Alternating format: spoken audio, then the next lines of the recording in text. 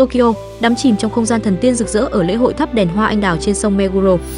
Từ ngày 25 tháng 3 này, lễ hội thắp đèn hoa anh đào trên sông Meguro sẽ chính thức diễn ra, biến nơi đây thành một bức tranh xuân đầy quyến rũ. Hơn 800 cây anh đào Somei Yoshino đồng loạt khoe sắc dọc hai bên bờ sông, trải dài hơn 4 km, tạo nên khung cảnh thơ mộng không thể bỏ lỡ tại Tokyo. Khi hoàng hôn buông xuống, hàng trăm chiếc đèn lồng lung linh được thắp sáng, phản chiếu xuống mặt nước tạo nên một không gian đầy huyền ảo. Đặc biệt, trong mùa lễ hội, hàng loạt gian hàng ăn uống hấp dẫn sẽ xuất hiện dọc hai bên bờ sông. Bạn có thể dừng chân thưởng thức rượu sake ấm nồng, bánh dango dẻo ngọt, yakitori thơm lừng và vô vàn món ngon đặc trưng của Nhật Bản. Còn gì tuyệt vời hơn khi vừa nhâm nhi một ly rượu, vừa ngắm hoa anh đào rơi nhẹ trong gió. Với ánh sáng lung linh từ đèn lồng và sắc hồng dịu dàng của hoa anh đào, quang cảnh hai bờ sông Meguro chắc chắn sẽ có vô số góc check-in triệu like. Đây chính là điểm đến lý tưởng để lưu giữ những khoảnh khắc tuyệt đẹp của mùa xuân Tokyo. Lễ hội cách ga Nakameguro trên tuyến Tokyo Metro chỉ 1 phút đi bộ. Sự kiện diễn ra từ 25 tháng 3 đến đầu tháng 4.